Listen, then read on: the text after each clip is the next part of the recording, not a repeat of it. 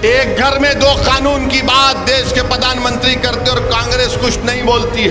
कांग्रेस बोलती है नहीं अभी बिल आन देखेंगे क्या होगा। यूसीसी के नाम पर देश के प्रधानमंत्री एक हिंदुत्वा सिविल कोर्ट लाना चाहते हैं। मजलिस पहले भी मुखालिफत की, आज भी करेगी और कल भी करेगी। ये कांग्रेस में जो नौ रतन बैठे हैं, बोलो मुंह खोलो, तुम्हारी राय क्या है? क्या तुम उसके खिलाफ हो या तुम उसकी ताईद में है? बोलो। कांग्रेस पार्टी खुल के नहीं बोलती कि यूसीसी के बारे में नहीं अभी हम ठहरेंगे। लॉ कमीशन को तो लिख कर दो कि यूसीसी के बारे में तुम्हारा मौक़िफ़ क्या है। पहले लॉ कमीशन की रिपोर्ट थी, चौहान साहब उसके चेयरमैन थे, मजलिस ने लिख कर दिया कि मुखालिफत करते हैं। हम यूसीसी की मुखालिफत इसलिए करते हैं क्योंकि भारत में प्लुरलिज्म और भारत का सेकुलरिज्म पूरे विश्व में एक अलग है। 75 साल की आजादी का अमृत उत्सव मना रहे हैं, मुसलमान दिखते कि जिन्नावादी है, तुम क्या गोडसेवादी हो? इतना बड़ा मसला बीजेपी देश के सामने ला रही है कि यूनिफॉर्म सिविल कोड की बात देश के प्रधानमंत्री नरेंद्र मोदी करते। हम पूछना चाहते हैं कांग्रेस में जो नौ रतन बैठे हैं, बोलो मुंह खोलो, तुम्हारी राय क्या है? क्या तुम उसके खिलाफ हो या तुम उसकी ताईद में है? बोलो। और ये जो बीजेपी की ताईद में ये रंग बिरंग के कपड़े पहनकर जो ओबामा के बयान पर बड़ा बड़ा तबसरा करते, तुम भी बोलो यूसीसी के बारे में तुम्हारी राय क्या है? ओबामा के बयान पर तो बड़ा बढ़ चढ़कर बोले क्योंकि पप्पा को खुश करना था, मगर जब यूसीसी की बात आई तो सन्नाटा है।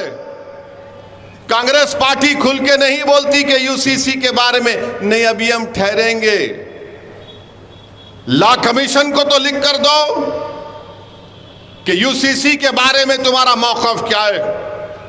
पहले लॉ कमीशन की रिपोर्ट थी, चौहान साहब उसके चेयरमैन थे, मजलिस ने लिख कर दिया कि मुखालिफत करते हैं।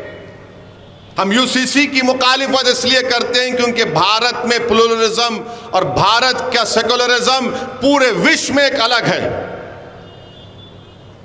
आज हम हमारे हिंदू भाइयों से भी अपील करना चाहेंगे कि 10 लाख हिंदू घराने ऐसे हाउस होल्ड हैं जो हिंदू अनडिवाइडेड फैमिली में उनको टैक्स रिबेट मिलता है। 2015-16 के इनकम टैक्स कर डेटा बताता है कि 3000 करोड़ आपको टैक्स रिबेट मिला।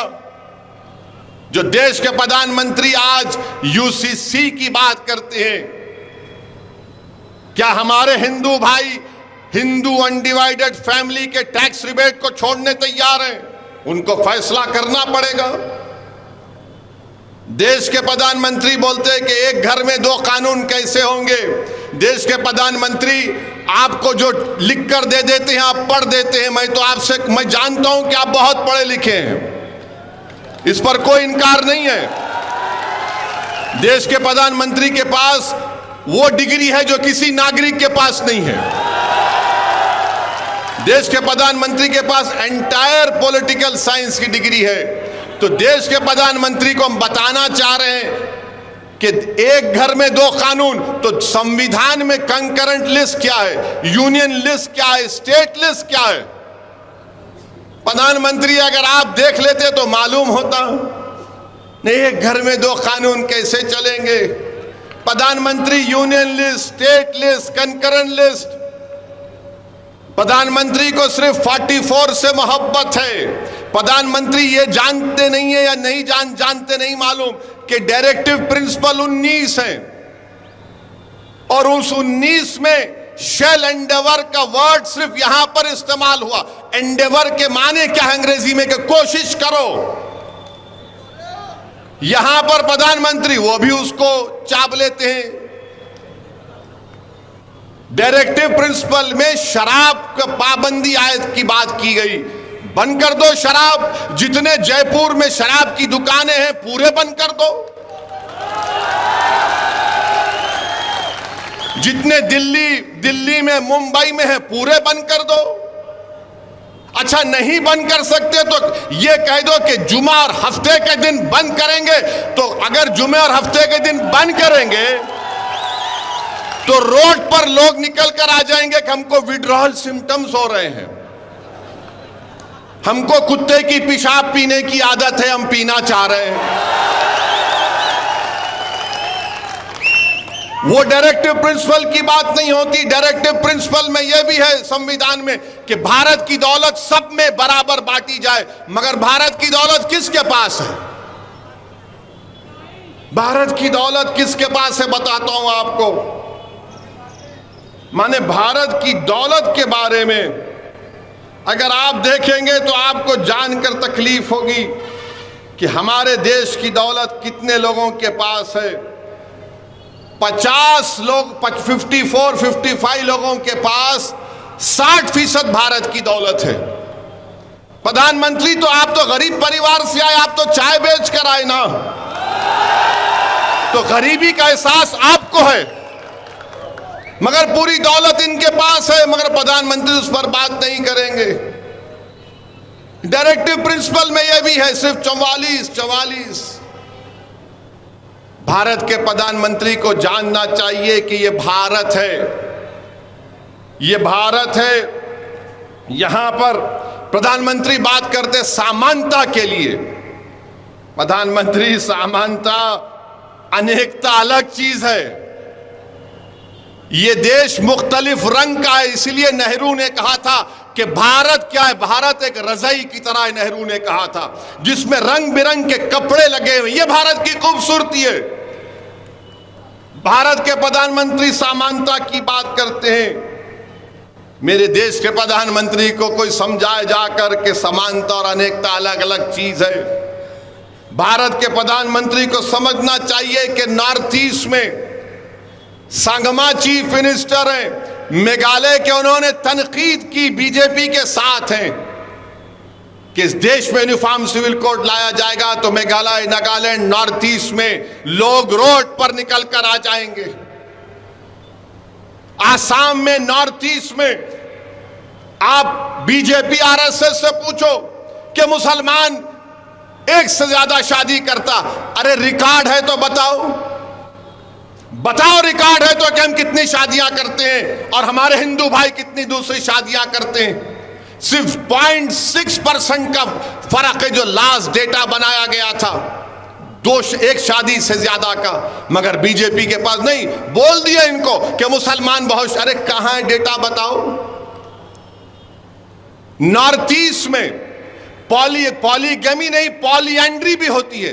पॉलीएंड्री का मतलब क्या है कि एक खातून कई मर्दों से शादी करती है। खत्म करेंगे बीजेपी आरएसएस वाले पॉलीएंड्री को। आर्टिकल 371 के अख्तियारात को खत्म करेंगे आप, उस पर कोई बात नहीं करते। भारत के प्रधानमंत्री को जानना चाहिए कि अंग्रेजी का जो वर्ड है, देश अब तक मजबूत रहा क्यों? यूनिटी एंड डाइवर्सिटी के नाम पर। मगर नरेंद्र मोदी देश को 2 मिनट नूडल की तरह चलाना चाहते हैं। 2 मिनट में नूडल बनता ना, खोलो डालो गरम पा खा लो। देश के प्रधानमंत्री, ये भारत है, 133 करोड़ का देश है, इसको 2 मिनट नूडल की तरह नहीं चला सकते आप। और फिर आप जानते हैं कि ये महाद्वीप है, भारत नहीं है, महाद्वीप है ये। यहां पर आप यूसीसी की बात करते हैं। क्या यह बात सच नहीं है कि जमींदारी अबॉलिशन हो गया, मगर हमारे हिंदू बेटियों को एग्रीकल्चर लैंड नहीं दिया जाता, उसका प्रोटेक्शन संविधान के 6 शेड्यूल में डाल दिया गया? निकालेंगे क्या उसको? आप बताइए हमको। भारत के प्रधानमंत्री कहते हैं एक घर में 2 कानून क्यों? तो भारत के प्रधानमंत्री, मैं आपको चैलेंज कर रहा हूं, ये 20 तारीख को जो पार्लियामेंट आ रहा है, आप एक कानून बना दो कि जितने इंडस्ट्रियलिस्ट हैं, चाहे बड़े बड़े हों, वो अगर उनमें बिजनेस का कोई कॉन्फ्लिक्ट होगा, कोई झगड़ा होगा, तो वो अपना झगड़ा भारत के कानून के तहत हल करेंगे, ना कि सिंगापुर में आर्बिट्रेशन को जाएंगे। बड़ी बड़ी कंपनियां जो करोड़ों रुपया का कॉन्ट्रैक्ट करती हैं, अरबों रुपये का, अगर उनमें इख्तलाफ या झगड़ा होता है तो सिंगापुर के आर्बिट्रेशन को मानते, भारत के कानून को नहीं मानते। बताइए प्रधानमंत्री, देशभक्ति कहां चले गई? देशभक्ति कहां चले गई आपकी? आर्बिट्रेशन सिंगापुर का होगा, देश का नहीं हो सकता क्या? आप बैन लगा दीजिए, सिंगापुर का आर्बिट्रेशन नहीं, देश का होगा। आप बताइए मेरे अजीज दोस्तों और बुजुर्गों, यूसीसी क्यों लाना चाहती हैं? यूसीसी क्यों लाना चाहती हैं? अरे हम जब बात किए हम इसके खिलाफ हैं, तो बीजेपी के चीफ मिनिस्टर बोल दिए ओवैसी जिन्ना की जहनियत का है। मैं उस शख्स को कहना चाह रहा हूं कि तुम में इतनी इंटेलेक्चुअल कैपेसिटी नहीं है, तुम मेरे दिमाग का मुकाबला नहीं कर पाओगे। तुमको बचपने से सिर्फ 3 चीजें डाली गई। क्या डाली गई? दाढ़ी वाला दिखा जिना, या मुगल, या हिजाब, बस। चौथा तुमको आता ही नहीं है। अरे दुनिया को खुलकर देखो, ये तुम्हारे दिमागों पर जो निकाब है ना, निकालो नफरत का। 75 साल की आजादी का अमृत उत्सव मना रहे हैं, मुसलमान दिखते कि जिन्नावादी है, तुम क्या गोडसेवादी हो? हम पूछ रहे हैं, सवालात उठा रहे हैं। यूनिफॉर्म सिविल की यकसा सिविल कोड की बात करती है। आप बताइए, क्या एक डायरेक्टिव प्रिंसिपल आर्टिकल 25 और आर्टिकल 29 का फंडामेंटल राइट छीन सकता? नहीं छीन सकता। Right to culture unfettered fundamental right है मेरे लिए। यकीनन मैं मुसलमान हूं और भारत का नागरिक हूं। जिस तरह नरेंद्र मोदी हिंदू है और भारत के नागरिक है, मैं भी मुसलमान हूं और भारत का नागरिक हूं। जिस तरह उनको फख्र है अपने भारतीय होने का, मुझे भी फख्र है। सुनिए सुनिए सुनिए सुनिए, बात आपको सुनना जरूरी है। अगर कोई हमारा हिंदू भाई मंदिर को जाता है तो मैं मस्जिद को जाता हूं। जिस तरह भारत के प्रधानमंत्री जाते हैं, मैं भी मस्जिद को जाता हूं। मुझे अल्लाह ने कहा कि यतीमों का माल मत खाओ, उन पर रहम करो, हम सुनते हैं। मुझे अल्लाह ने कुरान में कहा निकाह करो, मगर एक अगर ज्यादा करना है तो एक से करना अच्छा, इंसाफ करना पड़ेगा, हम मानते हैं। मेरे दीन ने मुझसे कहा, मुझे दीन ने मुझे बताया तो मैं चलता हूं।